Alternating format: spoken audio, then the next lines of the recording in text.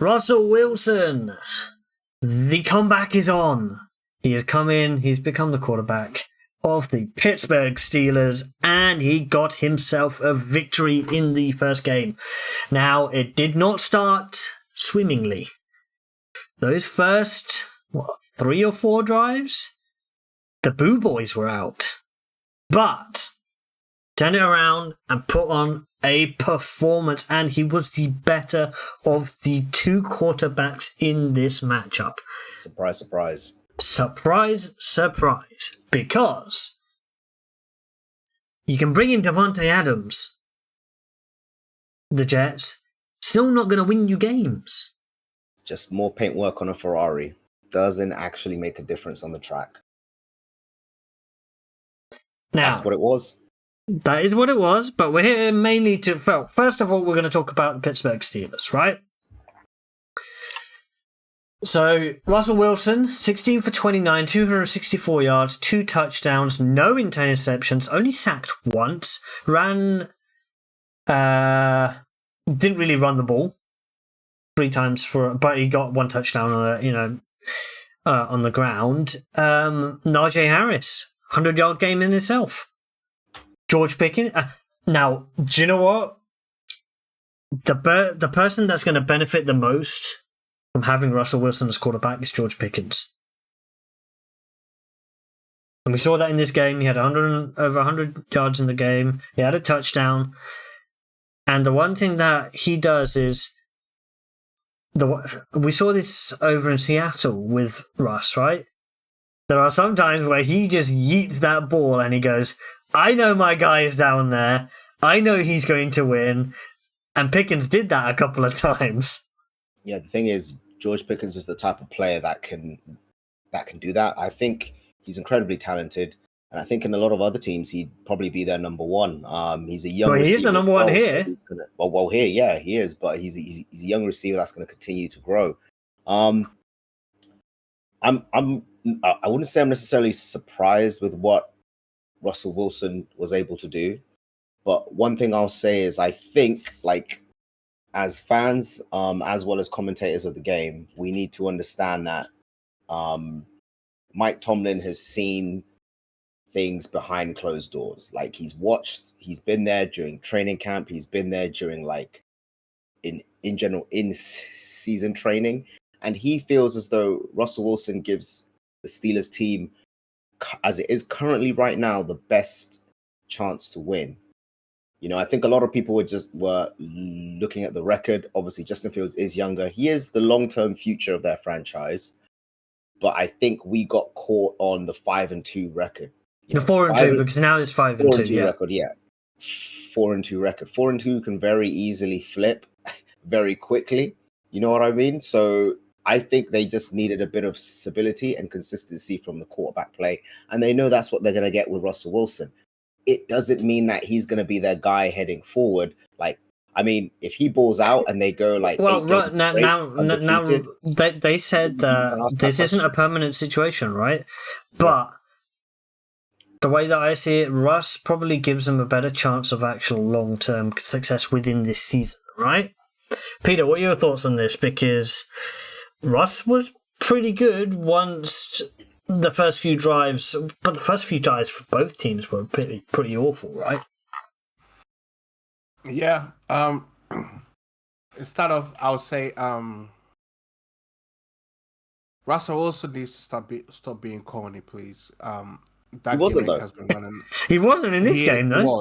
They asked him at the end of the game, "What's your slogan?" Because you know how he had "Go Hawks, Let's Ride." They asked him at the end of the Steelers game, and he goes, "I'm gonna hold off on that."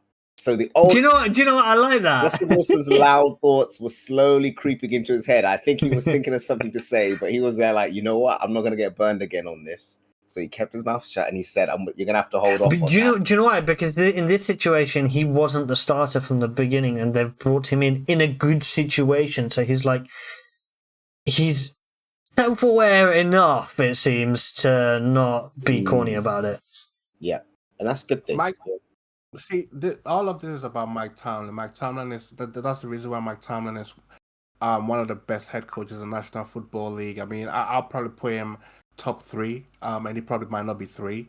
Yes, Super Bowl achievements and records go hand in hand, but when it comes to the best man management head coach that understands players, the person and the player, is Mike Tomlin, bar none. And what Mike Tomlin just played was checkers for a lot of other NFL head coaches to learn about it.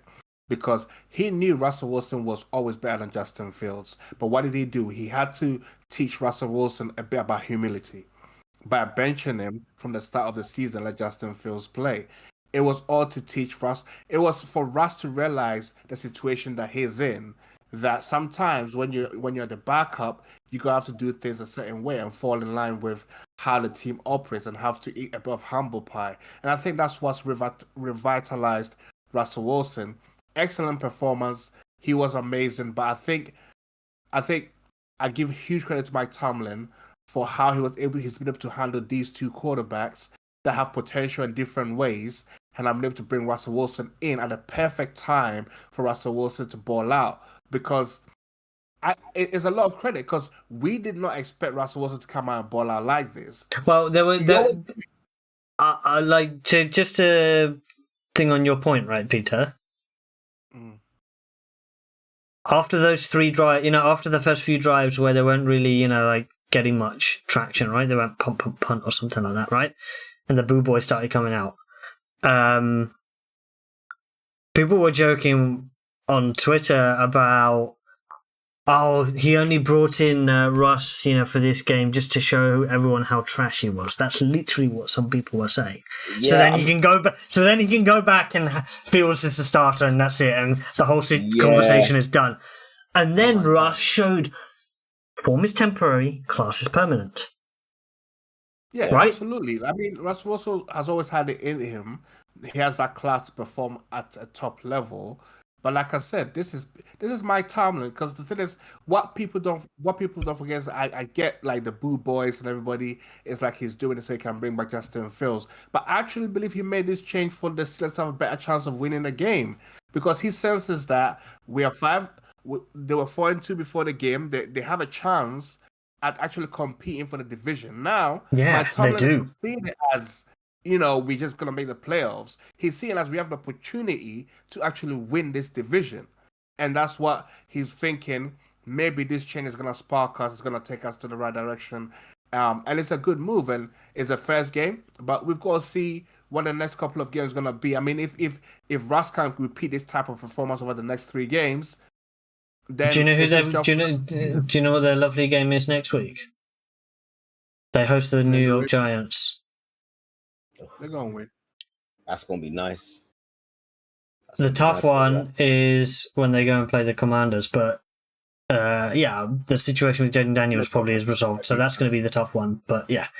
So if we look at the other side of the ball, the other team, obviously the Jets, Aaron Rodgers, his best friend comes in, Devontae Adams, targets him 9 times, 3 receptions.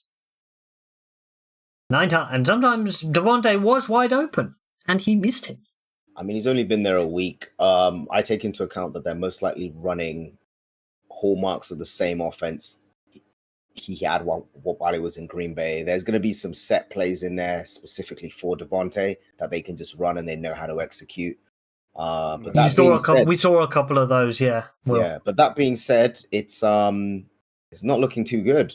Like, this was basically that last scramble, getting this new addition, and it hasn't panned out. And like I said, it starts. Is Jordy Nelson coming out of retirement, to be the next wide receiver for him to join the Randall Cobb going to be re-signed again, or like one more player, right?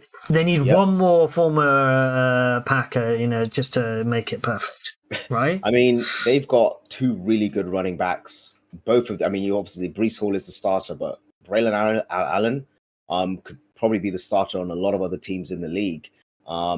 And they barely scrape just over 40 yards between them. Like, they need to run the ball. I know you have Aaron Rodgers as your QB, but you've got to understand at the tail end of these all-time great QBs' career, like we saw it with Peyton. We even saw it with Tom Brady.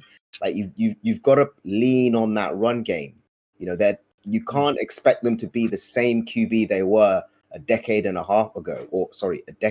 So Although, one thing I have seen actually, those DBs who are locked down for the Jets, Sauce was penalised again in this game, and I saw him get penalised against the Vikings live in person. Okay, so what's happening is, here's the thing. See, I told you when Robert Saleh was fired, the Jets defense lost something. Robert Saleh wasn't just the head coach; he was, you could say, part of the soul of the defense. You know, he crafted those defensive guys, so he gives them a lot of belief, especially the cornerback room. They had huge respect for Sauce. Sauce is just going through the motions. I would say the last couple of games since his head coach got fired. Didn't look like and they were very it. close. He didn't look like he was going through. He looked like he was annoyed to get burned a couple of times. Yeah, but when I say going through the motion, you need to understand from the point of view of, if Salah was still the head coach, he wouldn't be playing like he's playing. You know how at the end of the day, players are humans, right? They're professionals. But when you Correct. lose someone that's been influential in your career, it does affect your on-field performance somewhat. So that's why I say, in the sense of, he's going through the motions, in the sense that he doesn't have the head coach there. Because, for example, he could get on the field, he could get banned once, go back to the sideline. Salah might say something to him, and immediately game on. He's switched on. He's at his best for the rest of the game. Sometimes you lose that element. Sometimes players lose a certain particular coach, and it affects them. My take on Aaron Rodgers is, I'm starting to see the difference between him and Peyton and Brady. Is the fact that I think fundamentally, Aaron Rodgers in his twilight years is missing a very crucial point. I don't think he likes to be coached, because Peyton and Brady, they still like to be coached. They still liked coaches to point out errors and mistakes that they are making, and they surrounded themselves with coaches that will critique them as the season goes on, so that they can improve their performances. I don't think Aaron Rodgers is doing that. Think about how he has like everything. It's almost like he has yes men around him in terms of coaching, because he's playing really bad as a quarterback. Like he's So not playing... So if we look at this game, he has been playing badly, correct? One of those interceptions is 100% on Garrett Wilson, right? I get that. You know, with the catch going straight up in the air and then going straight to the defender. But his performance hasn't been good enough this season. The Jets are going nowhere. They're 2-5.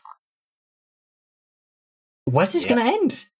Yeah, I mean, if Exactly, you like- can minimize those turnovers, I mean, you'll start to see an improvement. But onto what Pete said, I think the defense is realizing that they haven't got an easy layup of having Aaron Rodgers as their QB. And that desperation, especially after losing Salah, is kind of starting to show, and it showed this game, because they're usually not this sloppy. They don't. I mean, when was the last time you saw the Jets defense allow 37 points? Right. Now, if they go into Gillette Stadium this week, coming up, and lose, all hell will break loose. Yeah, I mean, I don't know who you can turn on. You're gonna end up losing, because I told you, Robert Saleh was the head coach, but he game planned the defense. There's 7-point favourites in this one, so that's by the by. To conclude this, right? Russ cooked, and Aaron Rodgers is still playing like the rest of the season that's gone so far, right? Our word is that Aaron Rodgers needs to humble himself, like Peyton and Brady always did, and respond to coaching. Let the coaches actually critique you. Don't be like you are Aaron Rodgers. Like, come on. Sometimes you gotta humble yourself a little bit. I mean, he's still gonna be on Pat McAfee the same. Yeah, but that doesn't matter. Being on the shows doesn't matter, right? Yeah, I know. As long as all I'm saying is he's going to the podium after the game and he's taking shots at reporters. You saw it, but then again, they're just pointing out the bad game he's had, and the fact that he came to New York to set the narrative and compete for a Super Bowl. Right now, this isn't even a divisional championship. No, they had a better record than Zach Wilson last year. Yeah, than they have Aaron Rodgers. Than Yeah. I mean, having Aaron Rodgers. Peyton, historically, Payne every season will go to that QB coach in Duke, Dave Catcliffe, and will just be working as if he doesn't even know how to play quarterback. And that's the humility. Rodgers will never do that. I think he's at that point, or he feels as though he's at that point where he has it all figured out. But there will come a You You breaking point. never, you There will never come a breaking always point. have everything figured out. That's the thing. But here's the thing: if you look at his offensive coordinator, what's Hackett gonna do? Nothing. But Hackett's He's not the just another offensive coordinator anymore. He's not the play caller. QB coach. Yeah, but all I'm saying is he's just another. So that change isn't going to happen, and Rodgers isn't going to respect. Who is it? The wide receiver coach who's calling the plays right now. Rodgers is calling the plays. Trust me. Well, Nobody- there's no way Yeah, they but that's- quarterback generally is never going to call all of the plays. That just you. can make Normally, adjustments. what will happen, even with the top level guys, right? You're gonna give him 2, maybe 3 plays, right, and then he will figure it out. Because obviously, these top level guys, they can read defenses like nobody else can, right? Yeah. You see, I get that, but what I'm trying to tell you guys is, with the Jets organization right now, like with There's a everything that's vacuum. happened, It seems like there's a vacuum, right? yeah, like everything that's happened, right? Let's read between the lines. Aaron Rodgers is basically the head coach. He got the head coach fired so he can run the whole thing. He got to the owner, they fired the head coach, now he's running everything. You guys are talking about he's not calling the plays. The OC, whoever the OC is that it says calling the plays, will say, okay, on this down, here are the 3 plays. Rodgers will just change it to whatever he wants. It's one of the reasons why in Green Bay, he was in favor of leaving because he and LaFleur were butting heads. Because LaFleur is kept controlling telling it. him, Yeah. exactly. Like, I'm calling the plays out here. You run the plays I call, not you. And then the buck stops with the head coach, like it should. All right. Let's see if Russ can cook further on, and let's see if Aaron Rodgers can actually turn it around.